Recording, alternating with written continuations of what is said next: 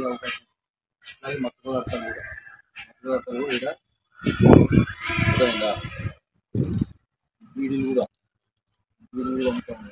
ఇలా సిగరెట్స్ అంటే బీడీలు అమ్ముతాం. అర్థమైందా?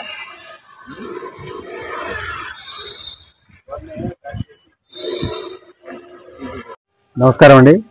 ఈరోజు మన డీజీపీ గారి ఆదేశాల మేరకు, అదేవిధంగా ఈగల్ ఇన్ఛార్జి ఐజీ గారు అయినటువంటి ఆకే రవికృష్ణ సార్ ఐపీఎస్ సారి ఆదేశాల మేరకు, మన కర్నూలు ఎస్పీ ఆదేశాల మేరకు మా డిఎస్పీ గారి ఆధ్వర్యంలో మేము మా ఆదోని 2 టౌన్ పట్టణ పరిధిలో ఉన్నటువంటి యొక్క స్కూల్స్ అండ్ కాలేజ్ ఏరియాలో ఏవైతే ఈ యొక్క పొగాకు ఉత్పత్తులు కానీ, అదేవిధంగా డ్రగ్స్కి సంబంధించి కానీ, మత్తు పదార్థాలు కానీ సంబంధించి ఏవైతే నిషేధిత పదార్థాలు ఉన్నాయో వీటికి పిల్లలకు దగ్గరగా ఉన్నటువంటి ఏరియాల్లో ఎక్కడైతే అమ్ముతున్నారో వీటన్నిటిపైన దాడులు నిర్వహించి వాటిని సీజ్ చేయడం, అలాగే కాప్ యాక్ట్ 2003 ప్రకారము వీటికన్నిటికీ కూడా ఫైన్ వేయడం జరుగుతూ ఉంది.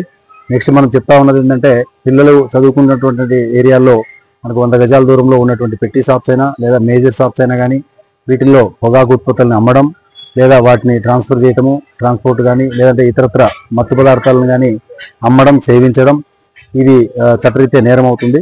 సో కాబట్టి ఈ యొక్క పొగాకు ఉత్పత్తులను కానీ మత్తు పదార్థాలను కానీ స్కూల్స్కి దగ్గరగా కానీ ఇతర కాలేజెస్కి దగ్గరగా కానీ అమ్మడం నిషేధము. అదేవిధంగా ఈ యొక్క డ్రగ్స్ ఏవైతే ఉన్నాయో వీటి యొక్క నివారణ నిమిత్తం ప్రభుత్వం చేసుకున్నటువంటి చర్యల్లో భాగంగా మనం ఈరోజు ఈ యొక్క స్కూల్స్ దగ్గర, కాలేజెస్ దగ్గర మనం చెక్ చేస్తూ ఉన్నాం. ఈ రాబోయేటువంటి 5 రోజుల్లో మా ఎస్పీ గారి ఆదేశాల మేరకు ఈ యొక్క దాడులు అనేవి నిర్వహించి వీటన్నిటిని నివారిస్తామని చెప్పి తెలియజేస్తున్నాం. అదేవిధంగా పబ్లిక్ తెలియజేసేది ఏంటంటే, ఈ డ్రగ్స్ వాడి ఆరోగ్యాలను చెడగొట్టుకోవద్దు, మీ ప్రాణాలు తీసుకోవద్దు, జీవితాన్ని నాశనం చేసుకోవద్దు అని చెప్పి తెలియజేస్తున్నాం. చట్టం చాలా కఠినంగా ఉంది. సో దాని పట్ల మీరు అవగాహన తెలుసుకొని ఈ యొక్క డ్రగ్స్ వాడకాలని నిషేధించి ఆరోగ్యవంతంగా జీవించాలని చెప్పేసి కోరుకుంటున్నాం. ఒకవేళ ఎక్కడైనా డ్రగ్స్ సంబంధించినటువంటి సమాచారం మాకు తెలియజేస్తే వాళ్ళపైన కఠినమైనటువంటి చర్యలు తీసుకోవడం జరుగుతుంది. Thank you. నా పేరు రాజశేఖర్ రెడ్డి, ఆదోని 2 టౌన్ సిఐ.